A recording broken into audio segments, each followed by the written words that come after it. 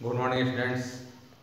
आज मैं आप लोगों को 9वीं कक्षा के हिंदी व्याकरण में अलंकार में यमक अलंकार के बारे में बताने जा रहा हूँ। यमक अलंकार क्या है?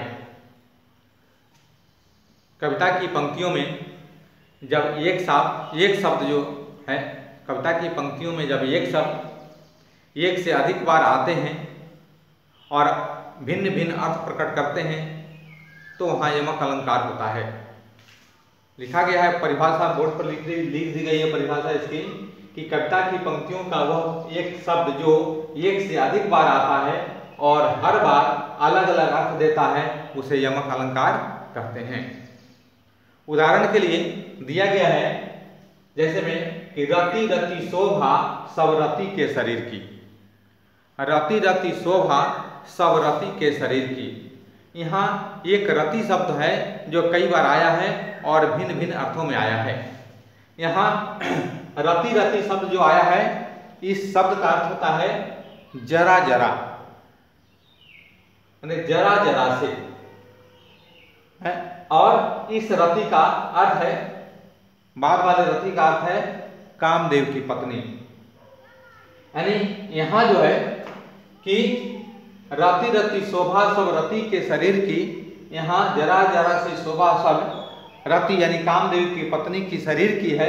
तो यहाँ दोनों रति शब्द है लेकिन भिन्न भिन्न अर्थ में प्रयोग हुआ है, तो यहाँ हो गया आपको यमक अलंकार।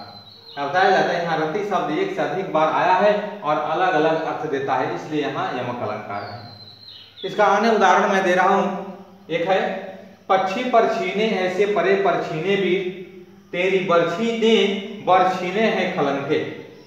यहाँ परछीने और बरछीने शब्दों का दो बार प्रयोग हुआ है और दोनों बार उनका अर्थ भिन्न भिन्न होता है, अतः यहाँ भी यमक अलंकार है।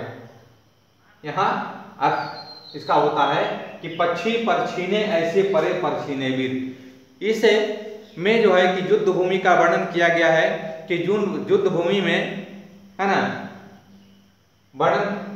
युद्ध भूमि का वर्णन करते हुए कहा गया है कि पक्षी पर छीने ऐसे, मान जिस तरह से पक्षी पर छीने माने जिस पर का अर्थ या पंख है, पक्षी के पंख जैसे छीन जाते हैं और पक्षी गिर जाता है, ठीक उसी तरह से युद्ध भूमि में है ना पर छीने वीर, वीर यानी योद्धा हाथ पांव कट जाने के कारण वे पक्षी की तरह लुढ़क गए हैं, एक तरफ में पड़ गए हुए हैं।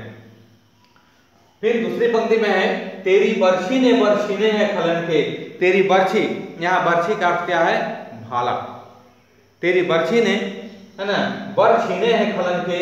वर्ग का अर्थ यहाँ श्रेष्ठता से है ना, वीरता से है कि खलन दुष्टों के वर्ग यानी दुष्टों की शक्ति को छीन लिया है।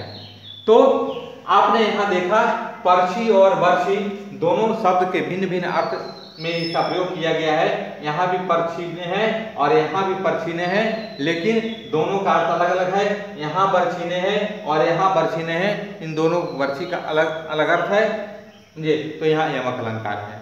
अब है एक दूसरा उदाहरण, कनक कनकते सौगुनी मादकता अधिकाई, वाह खाए बौराए जग, वाह या पाए बौराई। कनक कनकते सौगुनी मादकता अधिकाई, या खाए वाह खाए बौराए जग, या पाए बौराई। यहाँ कनक शब्द का अर्थ भिन्न भिन्न है।